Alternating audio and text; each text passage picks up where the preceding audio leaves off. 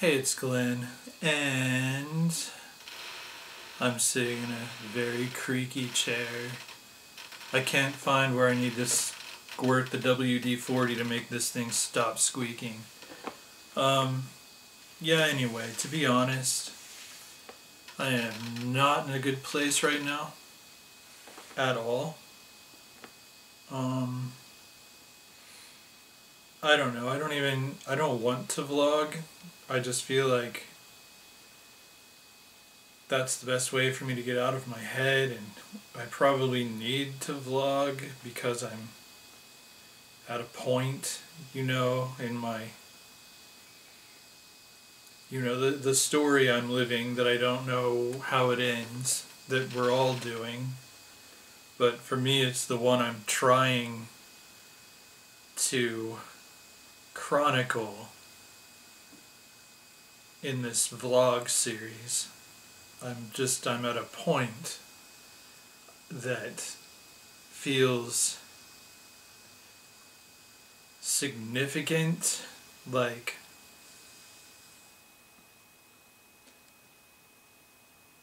I just really feel like giving up. Like, man, like I've realized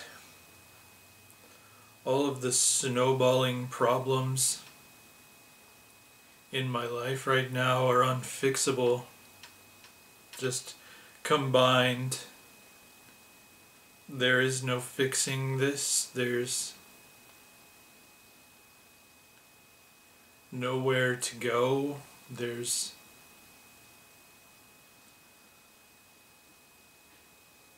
no one's help that isn't just going to be a tiny drop in the bucket that has a hole in it. It's pointless for anyone to try to help me at this point, is all I'm saying.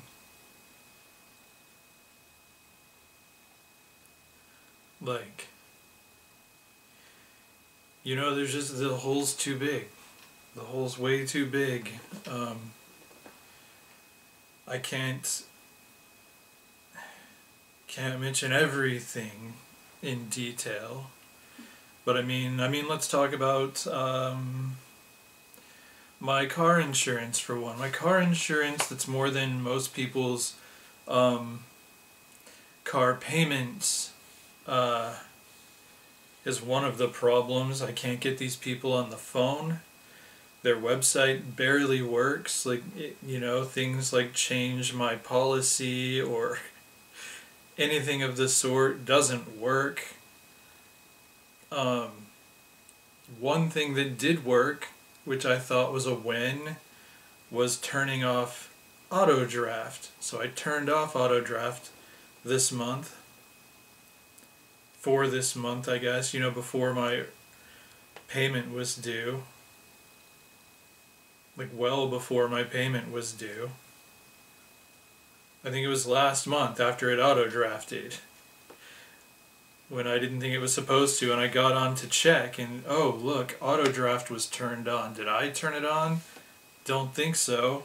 So I turned it off. Then I logged out. Then I logged back in to make sure it was still turned off. It was still turned off. I was satisfied that I would be able to decide the order in which I paid my bills. And then it auto-drafted this month. And I had to pay another bill late. And the fine for paying it late was immediately, day one of it being late, $124. Which seems an obscene late fee to me.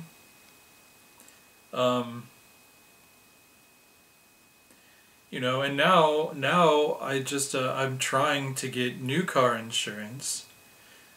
I guess this is the straw that broke the camel's back for me this week, because I was trying to get it last month before it hit this month. It didn't work out. And I have a friend of my dad's trying to find me something, but we didn't make it before they, I think, illegally auto-drafted out of my account. Hundreds of dollars. Like, I don't know anyone who pays. Like my, it's currently, I wrote it down because, the point I'm getting to is that it's going up next month about $150, if my math is right. So right now, it is $352 a month. For one car, I haven't been in an accident in, gosh darn, I don't, like, most of the years I've been driving. Like, I had all my wrecks early on. $352. I have a clean record. Yeah, I can't get these people on the phone to talk about this. And now, next month, it's going up to $485 for one car. $485. And so my dad's friend found something this week. It's the insurance company that canceled my insurance during the pandemic when my bank was being evil. Like, I don't remember. I think I talked about this in my vlog back then. How, like, the bank just suddenly started declining payments even though I had the money in the bank, and I had to call them up and say, hey, why did you decline the house payment? Why did you decline my insurance payment? Why did you decline the credit card payment? When there was money there. And they're like, well, it was, you had insufficient funds. I'm like, I did not have insufficient funds. And I'd look up on the computer and the dates, and it shows you what was there when and what went out when and what came in when. And I asked them to look at that. And I'm like, look, there were more than sufficient funds in there. And now I have to pay a late fee because you didn't. And they're like, oh, you're right. Well, we'll correct that. And they did. And then the next day it happened again. And it kept happening, like cyclic, like it couldn't get it fixed. And like, my insurance is one of the things that wasn't getting paid, and they dropped me. I didn't realize they dropped me that fast, like by the time I got something in the mail, it was already done. Like, they don't play around if you don't pay your insurance on time. And yeah, and the bank stopped fixing things because they were like, oh, well, we'll fix it one more time, but then you're out of courtesy refunds. I'm like, courtesy refunds? You are making the mistake. So yeah, so insurance dropped me, and that's who they found. And now, like, so they need me to prove all this stuff, and I have to pay that old bill, which I couldn't do. I couldn't pay 2 insurance bills. I needed insurance. I was driving Lyft at the time. So I got these people through AAA. So like, yeah, so they need me to prove stuff, like that my car is actually here and that, I'm not committing fraud or something, and I have to pay the old amount and then pay it. I have to. It's too much because, like, they want the registration for my car, which is out. Like, I can't get registration because I can't pass an inspection because I can't afford to fix my car, which is going to cost $1,000. My phone won't hold a charge. Like, I can't get it charged. Like, the chargers just fall out of it. So I'll try to charge it overnight, and I'll wake up and it'll be on like 2%. I'm gonna get charged all night. Now I have to go to work, and it's like I'd have to I can get it balanced a little and maybe it'll charge for a while, but you know, the only sure way is to sit here and hold it steady the whole time and keep looking to make sure it's charging, and I can't do that. I don't have time anywhere in my day to do that. And so I need a new phone, and that's $1,000, and I can't get a crappy little phone because my phone needs to be able to do things. Like, they expect you to do things on your phone at work, and so I can't fix my car, I can't fix my phone. I am about to be charged almost $500 for my monthly insurance bill. I have other financial problems that I can't get into. It's like everybody wants $1,000 out of me, and they're about to give me my, you know, I've said over the past couple of vlogs that they offered me my full-time position back at this company. So I'll stop being a temp, which means I'm going to stop being paid weekly and transition into the every 2 weeks paydays. And the problem there is that, you know, this past week is the first week in over a month that my bank balance didn't hit zero, as I'm struggling to get by. And like, so the problem with going full-time, which I need the insurance, I need the paid time off, you know, vacation and sick days, I need these things, and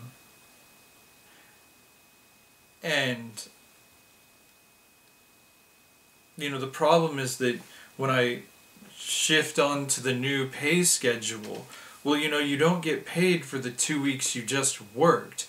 You get paid for the pay period before the one that the checks are coming up. So it's going to be maybe 3 weeks that I go without getting paid. And I managed to keep $4 in my bank account over the past week, holding my breath until payday. So I'm just hoping I can make the rent before this happens, and then I have no idea how I'm going to get food and gas. I just want to quit. I just want to give up. I'm so tired of fighting. My whole life, like, this is what it is. My whole life has turned into, I work, I use all of my energy working in a job that I am just doing to get paid. I'm not passionate about this job. I'm grateful to have it, I guess, because then I can keep, you know, in theory I can keep living my life, but I can't live my life because I don't have energy to do anything after work or time. The weekends, you know, I don't have much time to get things done on the weekends. Like, I'm, and it's kind of like I don't have money to do anything else. Like,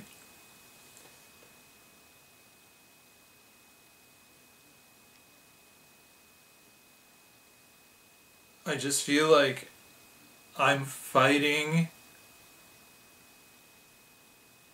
for that. Like, I'm fighting to survive so that I can keep just going to work and sleeping and repeat ad infinitum every day for the rest of my life. It just feels like this isn't worth fighting for. I'm not interested. I don't want to. I don't want this life, and there doesn't seem to be any way out, and the longer that I keep going, the worse it's going to get. Because what happens when I can't pay the rent? You know what happens when my car finally breaks down or my phone gives out and I don't have thousands of dollars to throw at things, and I would have thousands of dollars to throw at things if I hadn't trusted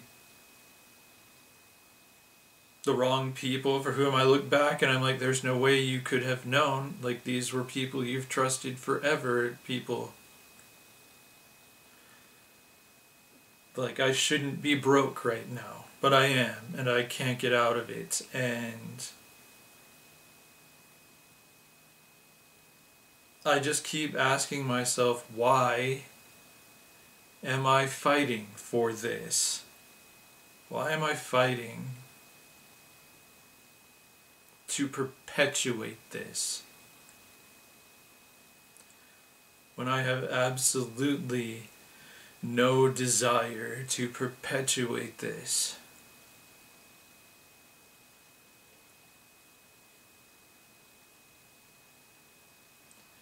So that's where I am right now. And you know, like I can't work with these people on new insurance. I can't get my registration done without an inspection. You know, if it were a year in the future, I wouldn't have this problem because Texas just decided they aren't going to require inspections anymore as of 2025. Unfortunately for me, it's 2024. So my car has to pass inspection in order for me to be able to renew the registration. I was looking up this morning any way to get around that. There isn't one. Of course there isn't one. But yeah, so I didn't do anything today much. I mean, I did. I worked on, I'm rewatching The Mandalorian. I never take time to just watch TV. Like, that's what I want to do, is just stay home and watch Star Wars. I just want to have fun. I want to do something fun, but I don't have money.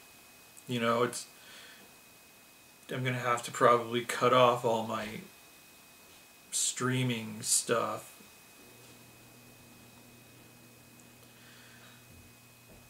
Like, I already got in, I had to cancel a bunch of pre-orders I had for, like, books and action figures. Like, just stuff that brings me joy. I'm having to cancel all of that. Like, why am I here? Like, I don't want to be here just to work and eat dirt all day just to make some rich people richer. And that's all my job is, really. I'm just there to make rich people richer. It doesn't help me. It just gives me, like, the bare minimum to perpetuate my horrible life.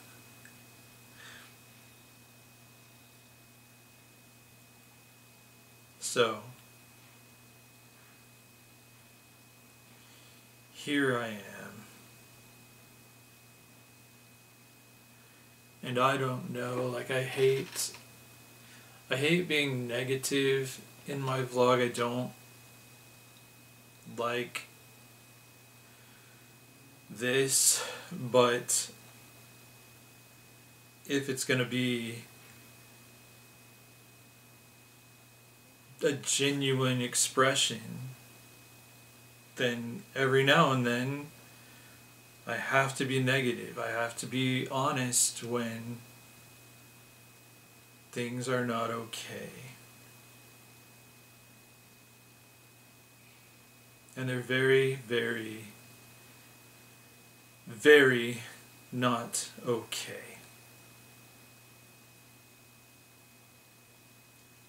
And I mean,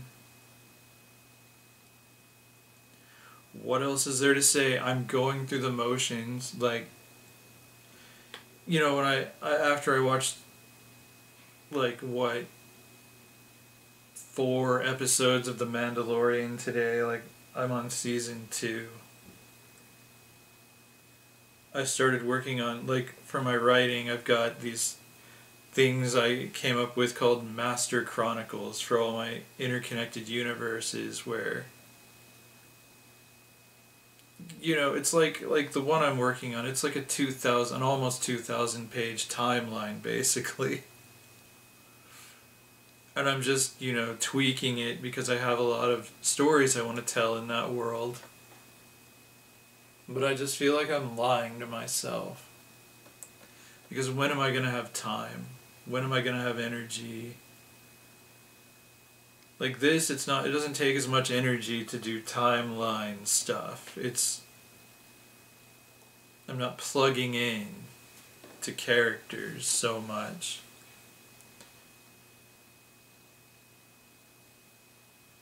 But, so I am still going through the motions, but that's what it feels like.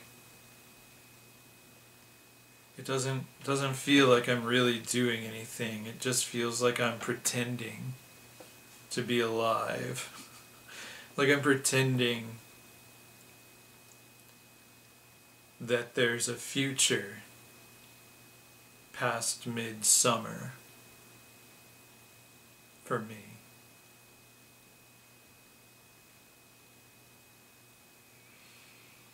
And now even midsummer seems overly optimistic. And I'm hoping things turn around. There's just literally nothing I can do at this point. I have done everything I can do to turn things around. And at this point,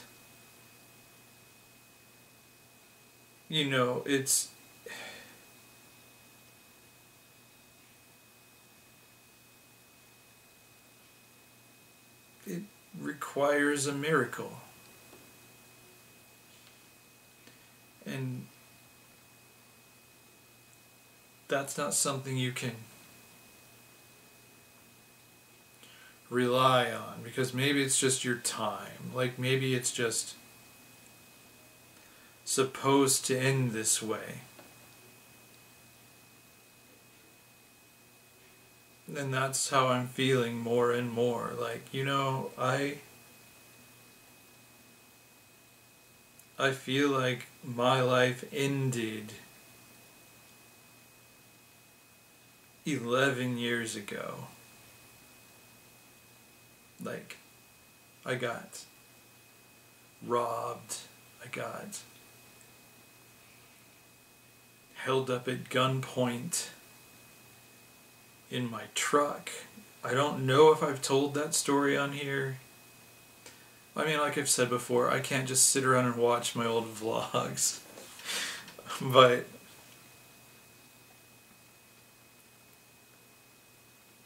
at least not right now.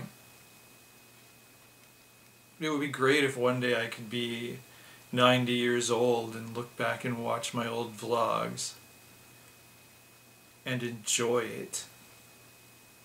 Like just watching myself go through all of these things and come through them. But yeah, like, I don't know. I mean, this is dark, but it's true.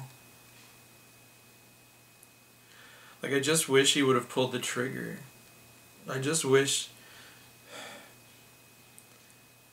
Because, like, there was this moment when it was over. And I didn't know what that meant, but I knew it was over. Like the robbery.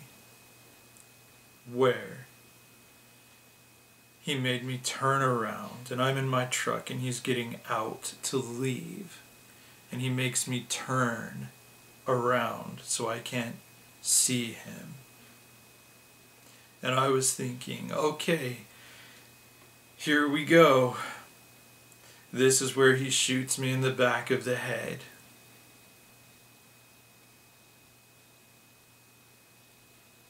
But instead, because, I stayed calm through the whole thing, and I was like trying to counsel him through what he was saying. Like, he was saying a lot of crazy things. And I was listening and trying to make him feel heard, I guess. You know, what else was I gonna do? I mean, but I didn't lose it. Not in that moment. And I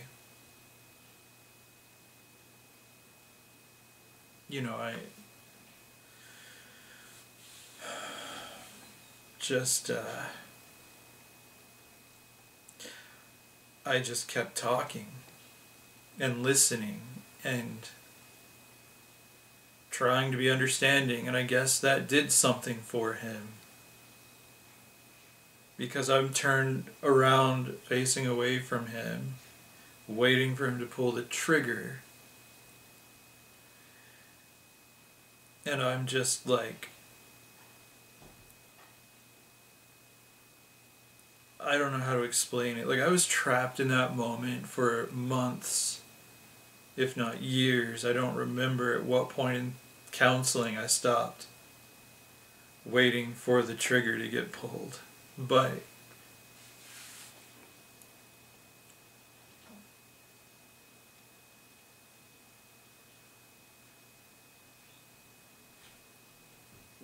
he said that he thought I was genuine and that I really meant the things that I was saying to him, and that,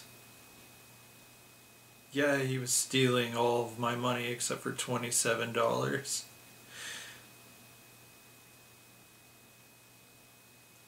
But, he said he believed that God would repay me all this stuff, and that I was a genuine person. Because it was a pastoral care call when I worked at the church. There's a much longer story there. But then he just left. He didn't kill me. But ever since then, my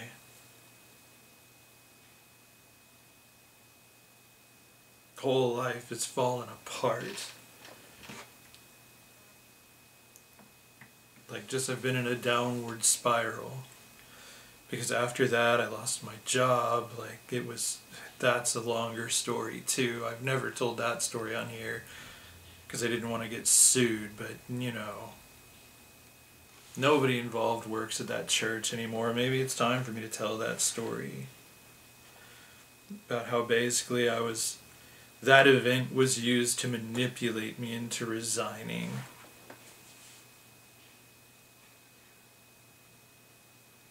Like, there was some dirty stuff, some dirty politics.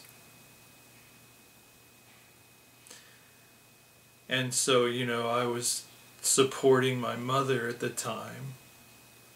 Like, it all just went to hell. Like, everything went to hell. And then my mother got sick. I lost my job. My mother got sick. I got stuck in a caretaker position. I wouldn't make any decisions differently.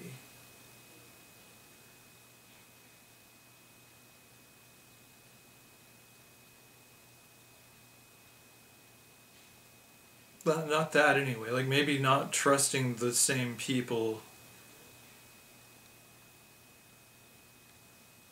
with money and such. Like, if I knew they were untrustworthy, But if it was down to, do I take care of my mother or not, I don't feel like I made the wrong choice.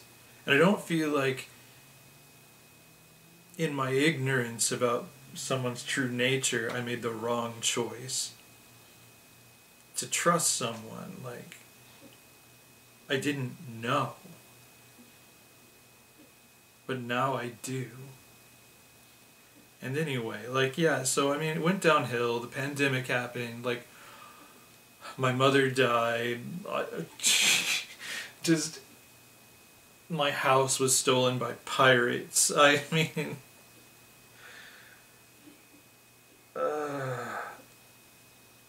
now I'm here.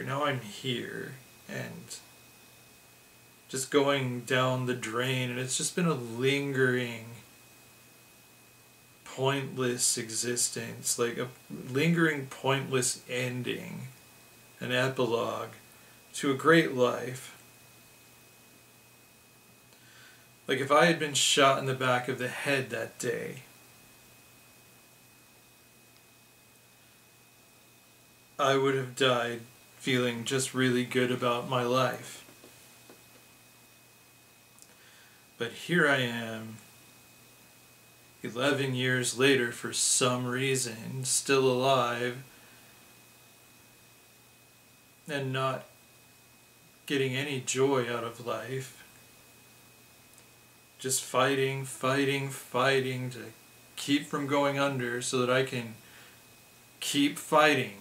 Like that's it. That's all there is to my existence right now. And I'm going to keep putting one foot in front of the other. That's what I always do, you know, as long as I can. As long as I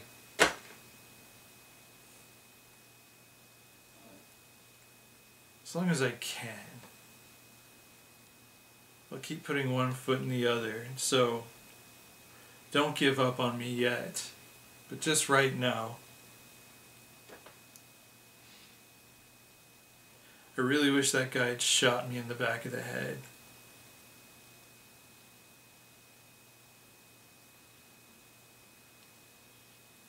Hopefully they'll be in a better mood in the next vlog. Thanks for hanging out. Thanks for listening. I'll try to be okay.